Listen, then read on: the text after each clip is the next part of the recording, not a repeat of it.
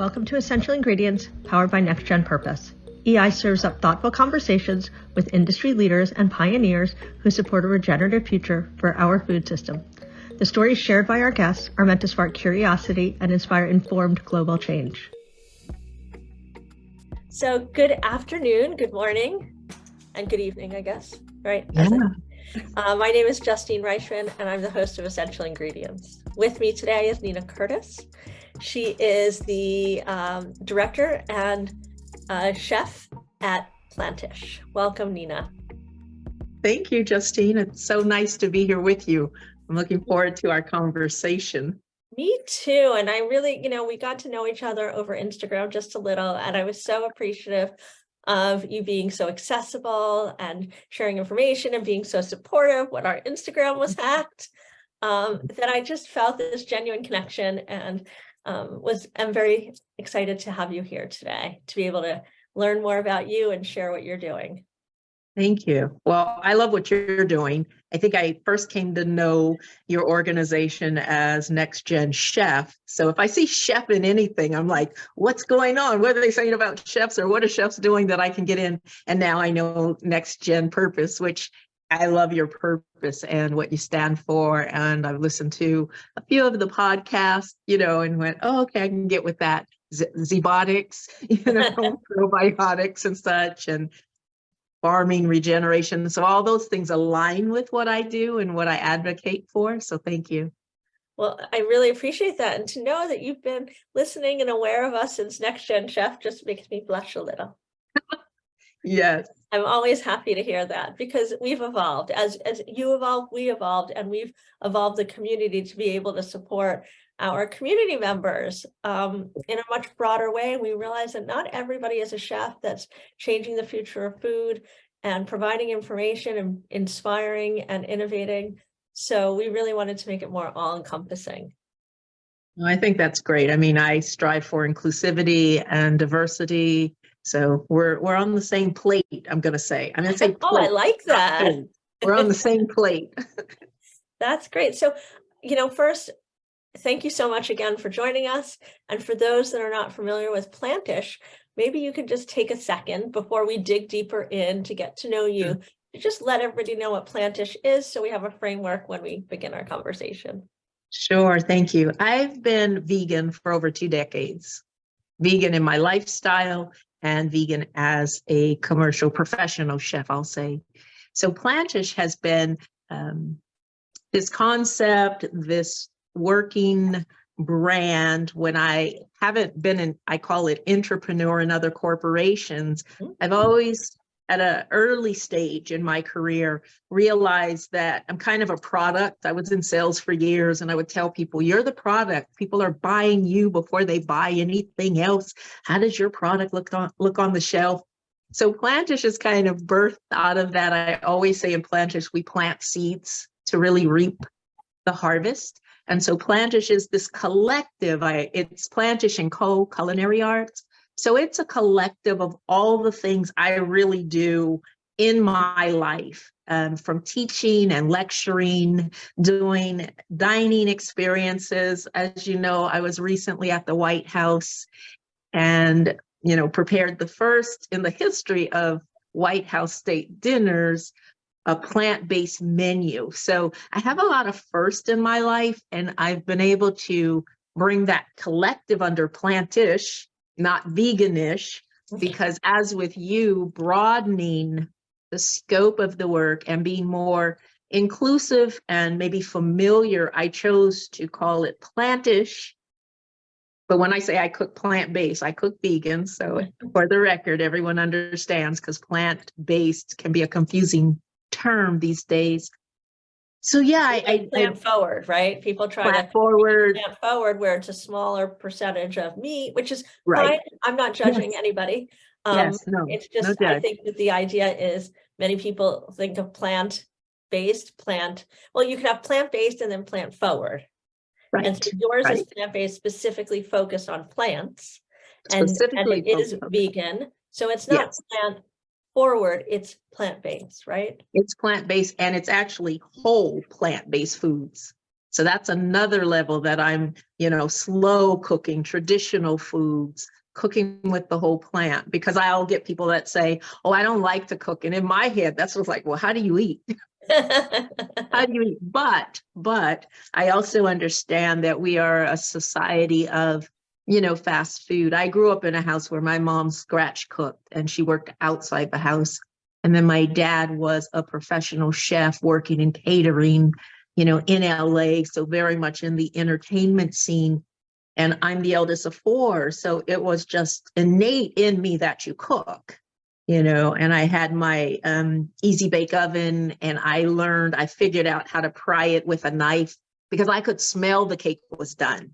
And that was a safety gauge so a kid wouldn't get burnt. But in my head, it was like, my cake is done. I need to get it out before it gets burned. And it was always done. And my mom was like, how did you figure out how to do that? That's not supposed to be the case. So anyway, Plantish is all of that and more. And like you said, I give it room to grow because it's a little larger than me and it's its own entity and I work for it. Wow. Yeah, I love that. And I feel like in any of these entities where we're building things that are bigger than us, it's really a collection of people and ideas, and it's a collaborative. And the best way for me to grow it, I don't know if you feel the same way, is to bring more people into it, to hear more perspectives, to hear more points of view, to share and have, differing opinions, because it inspires innovation and it inspires us all to build better and good for you foods.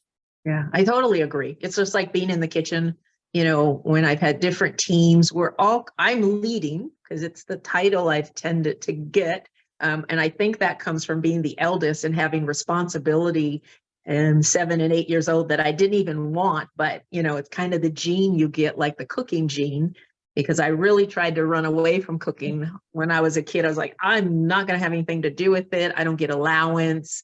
This is not cool. I want to play with the kids. And so, never say never. And I always say to God, I want to go where you want to take me. And that has really been great in my life, to have that attitude. So I'm curious, I know you mentioned your dad was a chef. Yes. Was that part of the inspiration for what you do today, even though you didn't want to cook early on?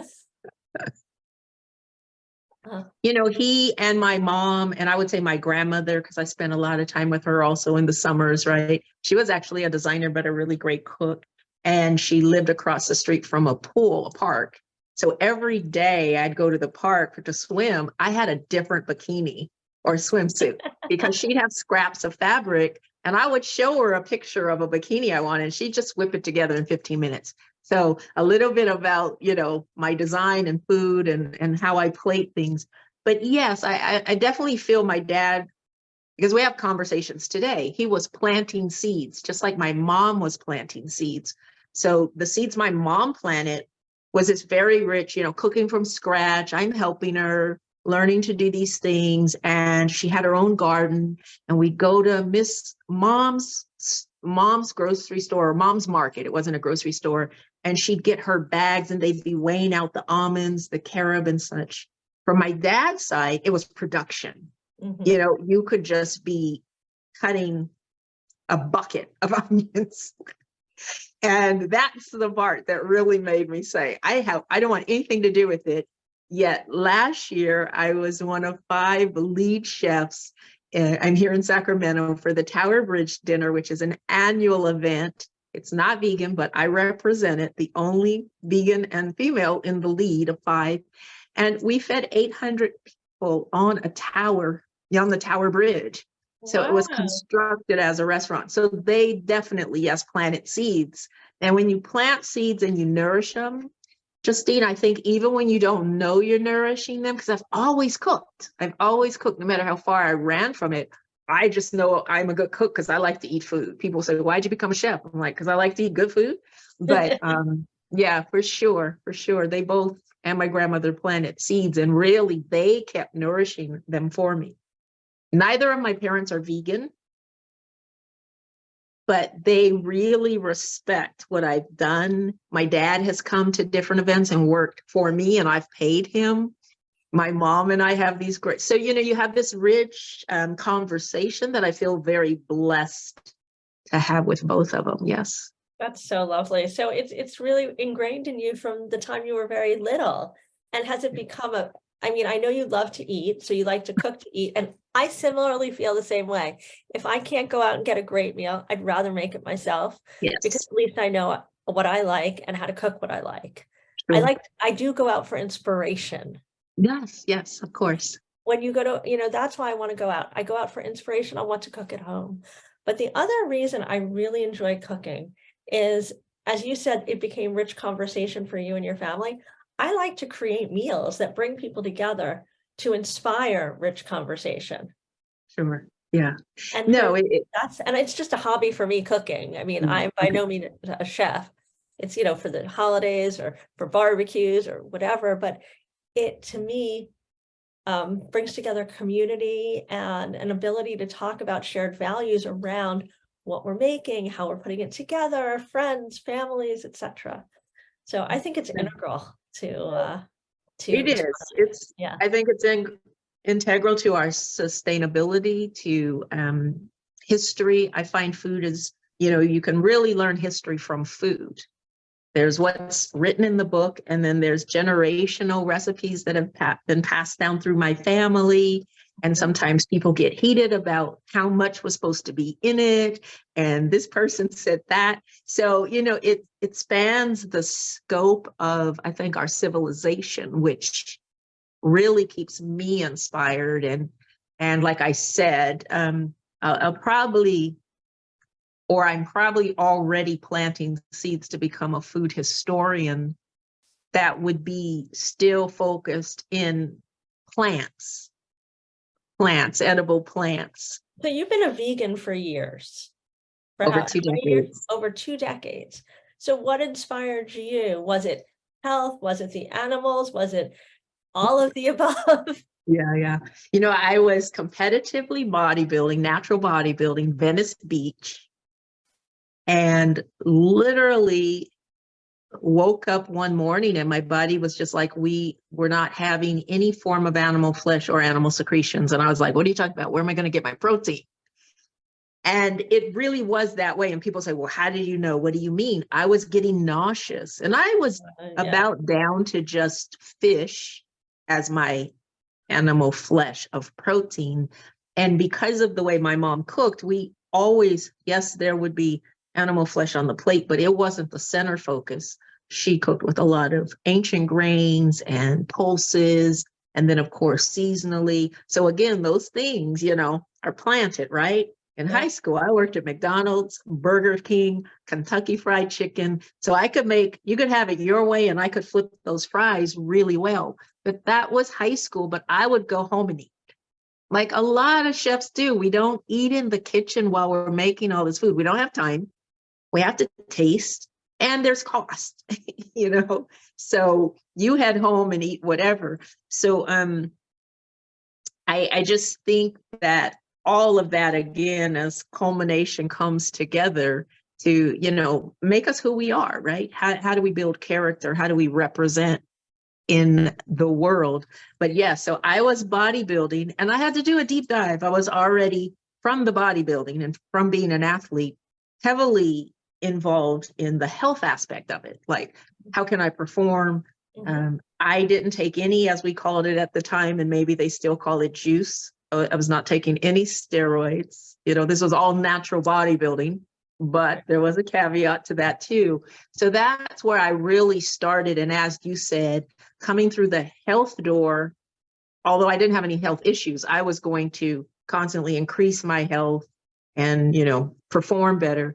Then I really got into animal welfare, and I love animals, all animals. And like I said, I haven't had beef in probably 30 years. Wow. I stopped drinking milk when I was younger. I had eczema, and the pediatrician to me was very progressive at that time and told my mom to take me off whole milk. It was the milk that was aggravating. The eczema went away. So again, all these things that I experienced firsthand as if I was a lab. So, and then you're about the animals, then you're about our planet. I mean, I don't necessarily want to go to Mars. I'm happy here.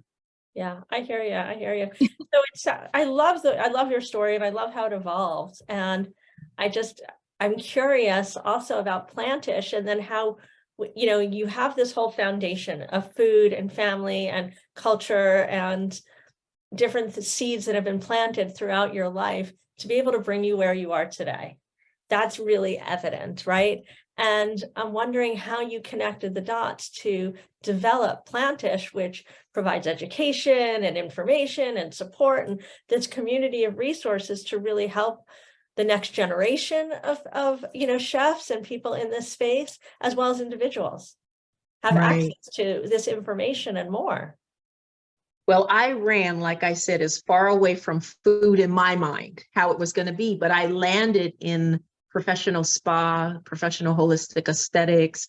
So I was in, you know, like you go to the skincare. I had my own skincare practice in West Hollywood and Beverly Hills. I worked for very well-known skincare companies. So that's where the education part came in because I traveled the world. I traveled throughout the United States, giving seminars, teaching other estheticians, teaching the public. I was on QVC for a year working. So you have all these things that, you know, once again are laying and I really want to emphasize people think about this, take inventory of your experience because something as simple as working at McDonald's and it was constantly said to us, time to lean, time to clean. What did I carry when I was leading kitchens? Time to lean, time to clean, you know, have it your way at Burger King, serve the customer. I mean, I love serving. You know, going to the White House, your civil servant. The whole goal in hospitality and food is to create this dining experience. So, you know, I am in the holistic and wellness, traveling all over the world, teaching and lecturing, attending seminars and eating. So I'm finding before I go, I'm looking for restaurants, you know, where I can eat before Happy Cow was around, the app.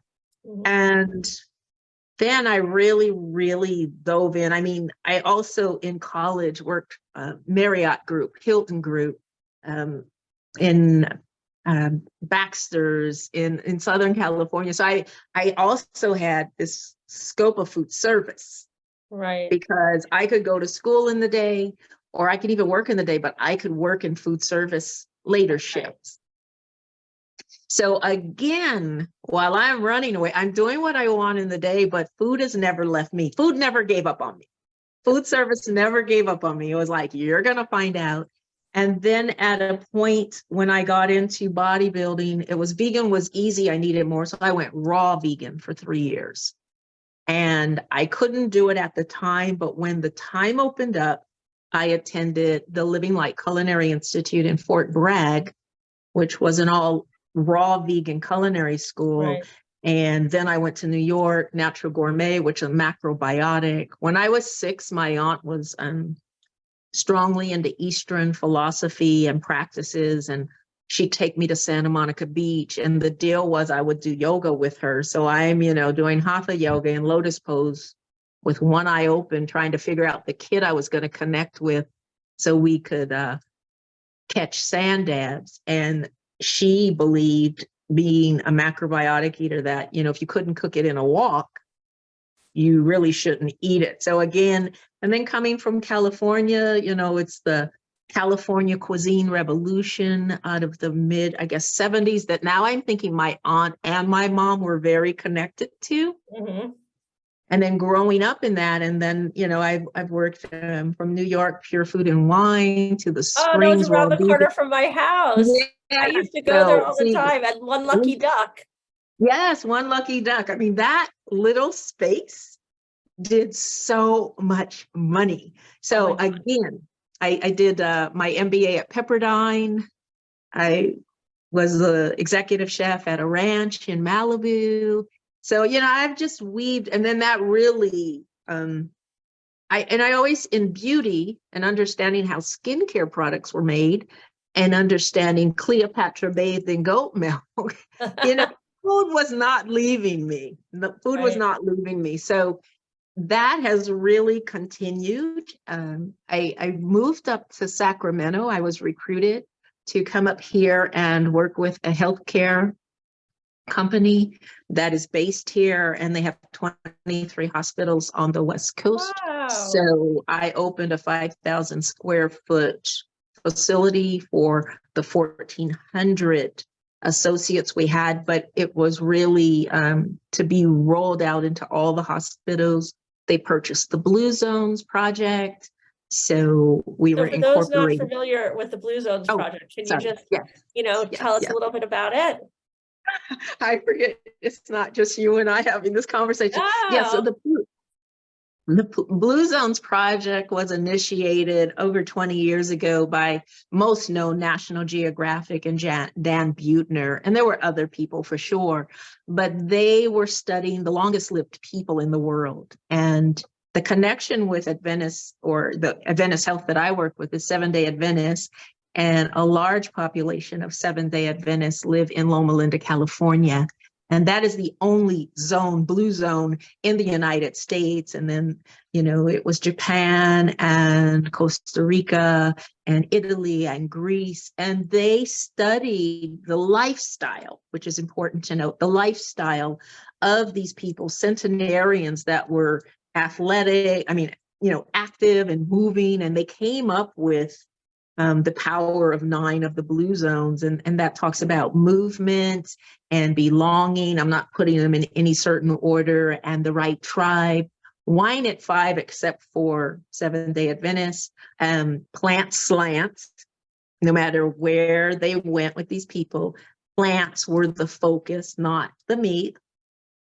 And Seventh-day Adventists are vegetarians. So by default, I'm like, well, we just take out the cream and the cheese. And I've got vegans. You can do things, and we have the ingredients, and I have the know-how.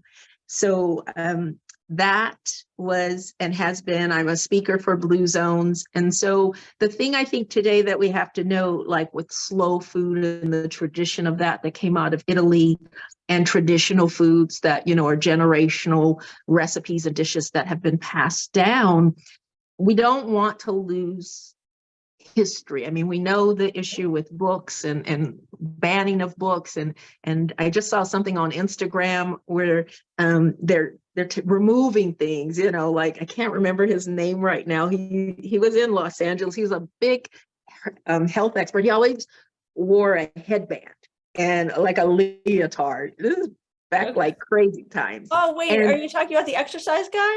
Yes. Oh my God, something Simpson. Yes. We had the curly hair. Yes. I can't think. Yes. Well, he always wore that headband. If you look now online, they've removed that headband. Oh. And any costume, because he's such a figure, right? For Halloween, the band doesn't come. And so these are subtle things that they're removing out of our history. And now people will look at that, and I'll be talking to you about the headband, and you'll be, Nina, there's no headband. And I'm like, yeah, there's a headband. Well, go online, you can't find it. But you experienced it. I worked around the corner from one of his studios because they franchised out, but he was everywhere. So I say all that to say, because I get quite excited, and I don't apologize for my excitement, that all of this that I do in food really, spills out into my lifestyle. Mm-hmm. And it's just, I find when I get into conversations with people, and when I cook for them, my advocacy is on the plate. I know every dish I serve, I'm having an impact to get someone to think differently, because most of my audience that I've cooked for throughout my 2 decades of vegan cooking have not predominantly been vegans. Interesting. What's interesting to me is that I have a lot of food intolerances. I don't eat gluten, I don't eat eggs, sugar doesn't make me feel good, etc. But if you eat good food in its simplest form, yes, with fresh herbs, a little salt, a little pepper, or whatever you like, it is really good. You don't have to, people tend to revert to these recipes because, we have them in books and they're complicated and etc. And they have all these things, and you're like, well, I don't really want to eat that, and I don't really want to eat that, and I don't really want to eat that. But when you go out and you have that, I mean, I eat fish, right? So I had a beautiful fish and it was stuffed with lemon inside and all these little herbs and then potatoes, but instead of with cream, they were with olive oil. And I was like, now this is brilliant. You know, it's So just delicious. simple, yet so delicious. It was the extra virgin olive oil, the one that they chose. You could taste it. You put a little on your tongue, it tastes so different than choosing a different olive oil. And so understanding where some of these things come from and the choices we make to create that meal are really important because, you know, in today's world where we want to build better for you food, people don't necessarily know how to do that. Right, right. And they lean on the recipe books. And some books are easier than others, and some are more inspirational and aspirational than others. But sometimes I use, like if I like a tagine, I can't eat certain things in the tagine, so I'll replace them. Sure. I'll replace them, right? And I think that sometimes we forget that it doesn't have to be exact, that you can use the best quality and ingredients you want to prepare that food. And I'm not a chef. I'm just doing this for myself, you know, but I get so excited about it because I figure out, oh, I can make this and I use these herbs and look how this tastes without me using mayonnaise, which I don't eat. And I don't know, you know, I don't eat nitrates and nightshades, but I just want people to know that from my perspective, when I hear you, I get excited because I'm like, she's talking about the actual food, the whole food. How do we use it? How do we make it? How do we make it better for you? Yes, And exactly. And I think that that's the message, because whether you're building a business or you're making food for your family, you want to make sure that they get access to the best possible ingredients and it tastes good. Because if it doesn't taste good, we all realize taste is king, right? If they don't like it, they're not going to eat it. Right. But, you know, understanding where your food comes from. I mean, I have a little edible garden here. Not Nice. so much of a green thumb, but an edible garden that we have. And you can taste the difference on some of those vegetables and fruits versus the ones you buy in the market.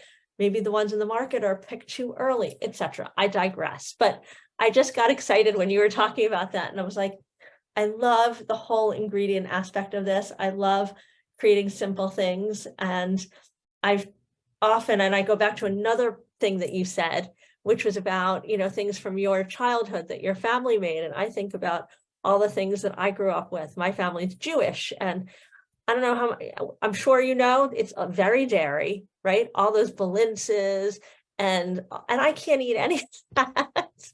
But you want to be able to bring those cultural foods into your life and tweak them. And I think it's really possible.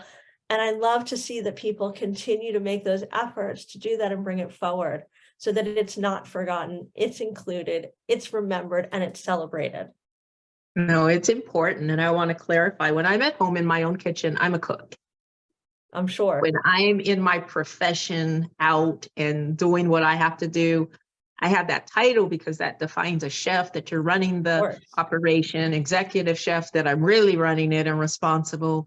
And there are some executive chefs that, you know, they don't really cook because they're really managing the business. But I am an on-hands executive chef, if you will. But in my kitchen, I'm a cook. And the other thing that you said, I think if we get people to eat more whole foods and the simplicity of it, the simplicity of it, you're not trying to, you know, and the way I teach, who's my audience? Am I teaching chefs that want to learn more about vegan pastry because they're a pastry chef and now they have people coming in with gluten issues, lactose intolerance? We never use the word vegan because of all the things that people today are experiencing, but vegan is more friendly to that since we don't have eggs, we don't have milk, you know, we can or cannot have gluten, but it's easier in my training because that's how I've been trained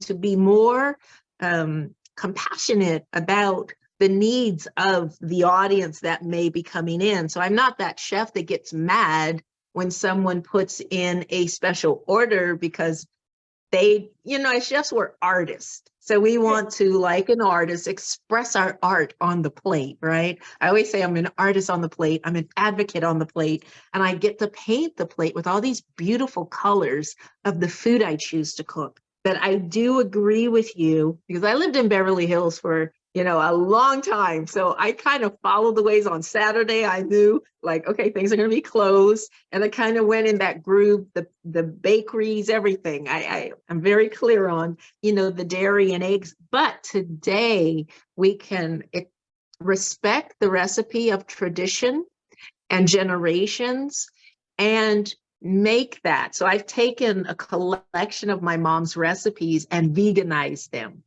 But I just took out the egg and used the egg that I can use. I have like 7 different eggs I can use. We have maybe 1 egg, right?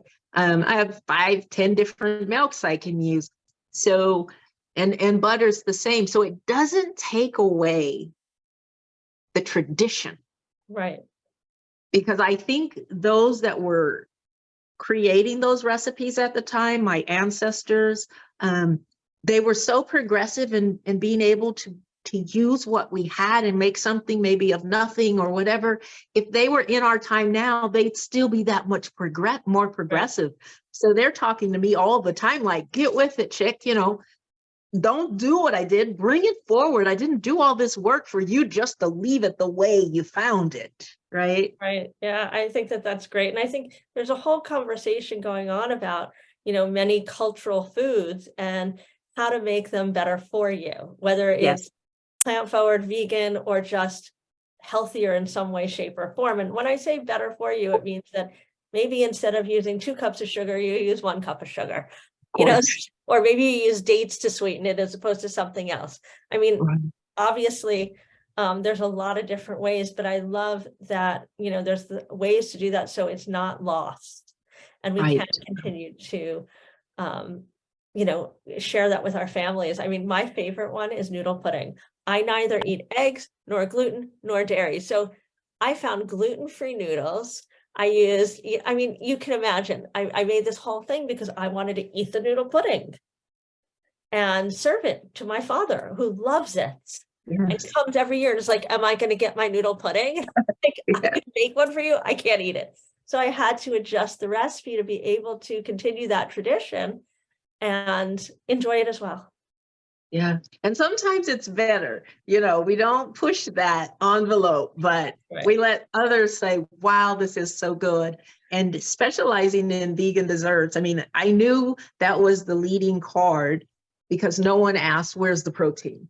Right. But what they should be asking is, what about the sugar?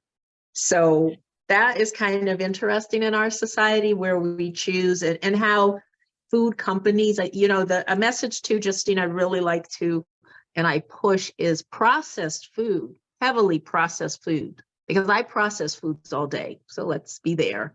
But heavily processed foods are what are really shortening our lifespan, our health.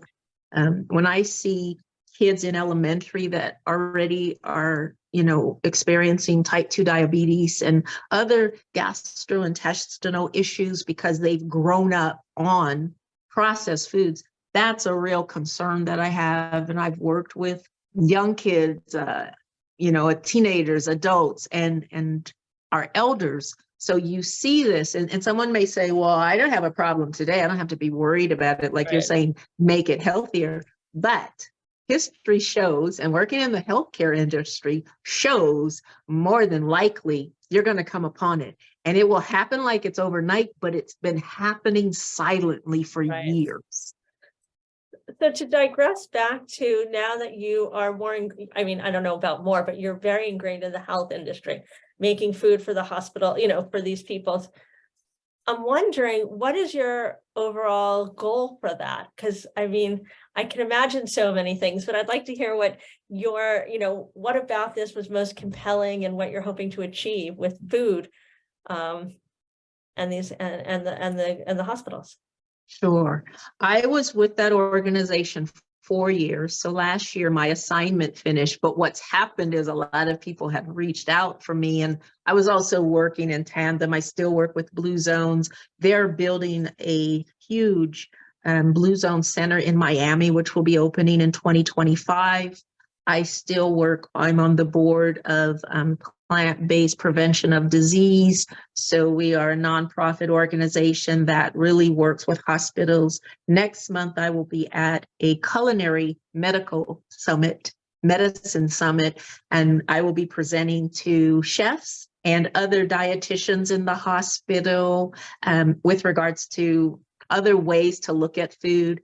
Is I that think the it one was in last. London? There's one in London. No, this one is in Chicago. Chicago. Okay. It's put on by the American Federation of Chefs, who I've, been with for speaking for at different programs, and pretty much 10 years ago introduced vegan as, hey, I'm a chef, I'm a vegan chef, guys, don't count me out. So I put myself sometimes in uncomfortable for many positions because I've just got thick skin. Mhm. And I make a cuisine, and I'm a chef that happens to cook with this set of ingredients that happen to be plants.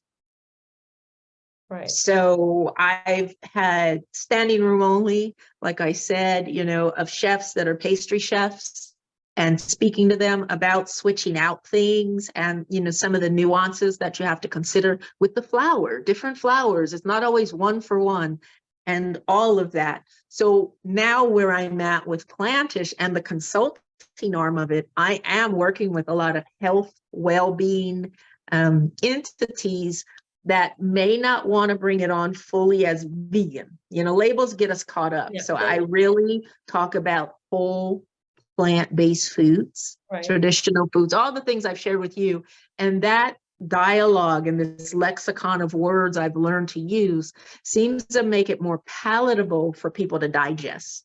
I think so. I think sometimes we get scared when or people are apprehensive when they say, oh, that's a vegan muffin, right? Right. And oftentimes the challenge I have with them is they're far too sweet. There's too much sugar in it for me. Yes. So I think that the idea that there's an opportunity for chefs to better understand how to make these changes and create these foods that are whole plant-based, that are better for you, maybe have a little less sugar, or I'm sure there's an audience that loves the sugar. I just don't like real sweet. Right. But to create things that people can really enjoy that are better for us, better for our health, and better for the planet seems like a dream. So and it sounds like you're on that mission.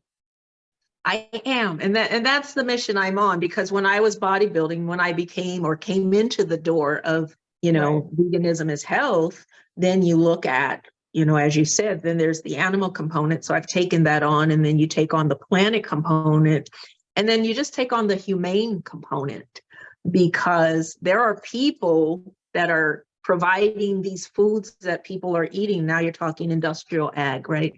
That we wouldn't want to do that. We wouldn't want to have to go catch the chicken and do what needs to be done, or the cow, or whatever. And I put that into perspective to say, if you still are okay with doing that, that's okay. Well, that's one thing. But so much of what food companies have done, they've hidden on every level, every scope of how our food is getting to the plate. And so we're in this dark box where we don't have to think about it. And I think, I'm reading a book right now, Food Politics, and it's just wild, because as long as the big companies control the food system, we have to take that back. Like we're learning today, we have to take a lot back. Your choice of what you want to eat on your plate is your choice. But I still know from society and the health issues and, all the disease that are coming about that are diet related, meaning we can change it, we can reverse it. Mm-hmm. These are the things that I'm very, very, very interested in, adamant about, and an advocate for. And you go to the hospital, you have a surgery. I've told my coworkers this and executives, you come out of surgery, why are you serving tri-tip? Wow. Why are you serving a hamburger? Right. I think it's in Istanbul, they're the first that I can find hospital in the world that is 100% vegan. Wow. And I can't wait for the studies, but there are so many studies, and I know you know this, Justine, just eating whole foods, just eating foods at home can drastically change our health and our well-being. our mental well-being. So I have a question for you, because I'm really passionate about sort of creating greater access to healthy food and the impact it has on health and wellness. That we have a lot of work that we're doing behind the scenes to support this initiative and highlight different trials and studies and that you can find to show the impact food has on health and wellness. So that's a separate conversation that I'd love to chat with you about. Yes, I would love to. And as we do that, but my question is that, going back to you're vegan and, there's plant-based, and then there's people that just want to eat a healthy, balanced life in whatever that looks like to them, right? Okay. And so I'll finish this off with saying, how do you feel like lab-grown meats fits in here? I knew you were going to get to that. As a vegan, I don't go for the foods that mimic the meats. Right. While I may eat mushroom, which I think I can take every mushroom and make it taste like the meat you like, from oyster mushrooms to chicken, lion's mane to steak, etc., etc.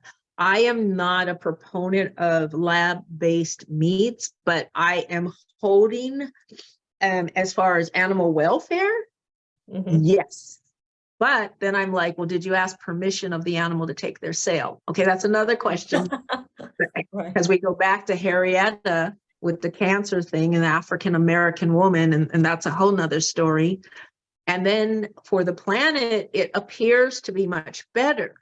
So the way I think and the way I am, I have to sometimes remove my personal and look at and watch and read, how is this going to happen? Because at the same time, there's a lot of progress being made with still plant-based meats and even mushrooms and mycelium that get very, lab forward in that way. So the fact that this is a trend that's been going on over 20 years now, because I've been waiting for everybody, and the fact that I'm going to be on a webinar in 2 weeks where it's entitled Vegan Means Business, because we see an improvement in dollars and the bottom line, all these things that matter to me, I have to stay open.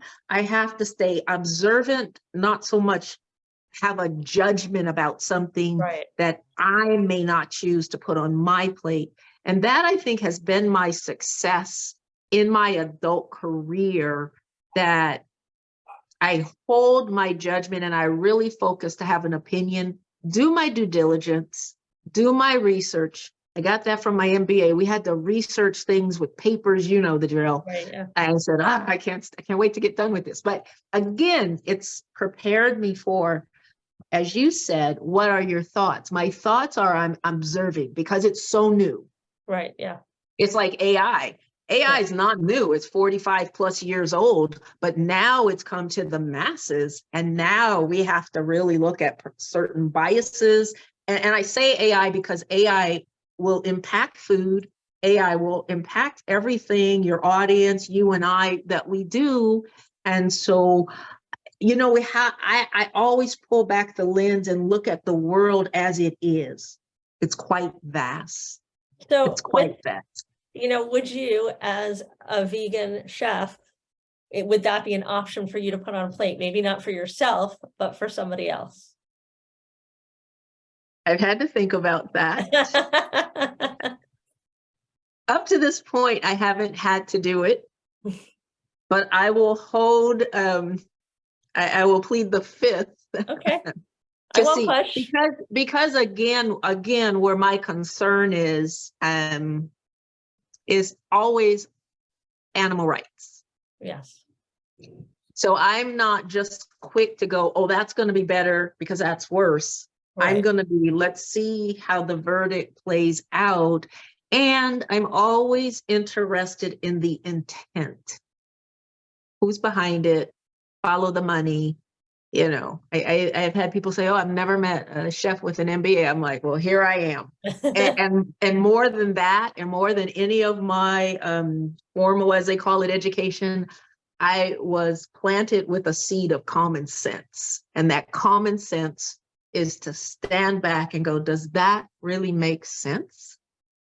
and where will we be, because emissions and all the things we're concerned about in our world. I mean, we really have to do the deep dive. And I know a lot of people are like, well, I don't have time for that, but I do, because where am I going to live if we continue on the trajectory that we're on, because things are speeding up.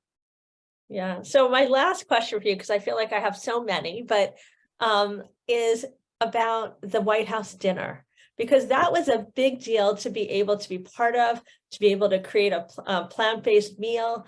Were they looking for, did they go out and say, we want to have a plant-based meal? And did they come find you? How did this transpire? And what was it like?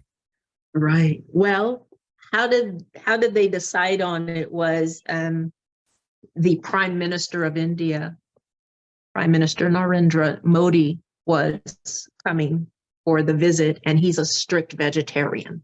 Got it. So, and First Lady, Dr. Jill Biden, and the first ladies of the White House are the ones that plan. Like, it would make sense, right? Yeah. The dinners and who's going to do it. Well, I'm also a member of the culinary corps. We're called American Culinary Corps. And there's 84 of us right now, and it's a partnership between the State Department and the James Beard Foundation. And their goal is to use food and hospitality and dining experiences to entertain foreign dignitaries, to show cultural aspects through food, to break that bread. We have all these terms like, let's break bread. And also to strengthen relationships. So being a part of that corps, and then the White House, I'm not sure how many of us were presented, but I know when I got the call and the email started coming in, it was that First Lady, Dr. Jill Biden, had chosen me to curate this menu, working with Executive Chef Krista Comaford and Executive Pastry Chef Susan Morrison. And so that's what happened. And I always say, Lord, I'm not getting in your way. If you've chosen me for the gig, I'm going to show up and do it. And it was very fast and furious. They have a system there. And so it was the first plant-based menu in the history of White House state dinners. Because, as I often find, you're wanting to involve everyone, and we have 400 guests. Often the state dinners might be like 200, 250. So it was already double for, you're talking about the oldest democracy, the United States, and then the largest democracy, India, with 1.4 pushing 5 billion people, and we've got about 300 and something million, right? So you can see those two dynamics.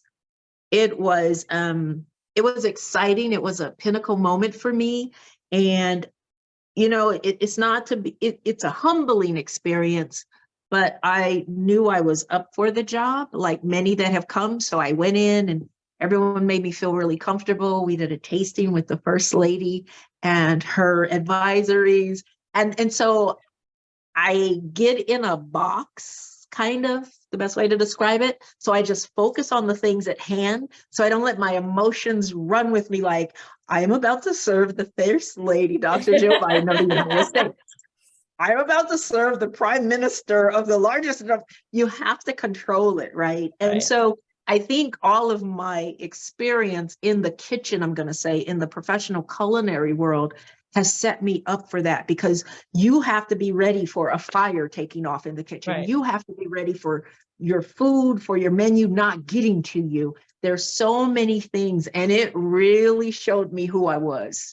Wow, that's amazing. Well, I so appreciate you sharing that. We could go on for ages, and I'd love to bring you back to continue the conversation as you progress and make changes, in food and health and etc. So, Nina, it was so great to meet you.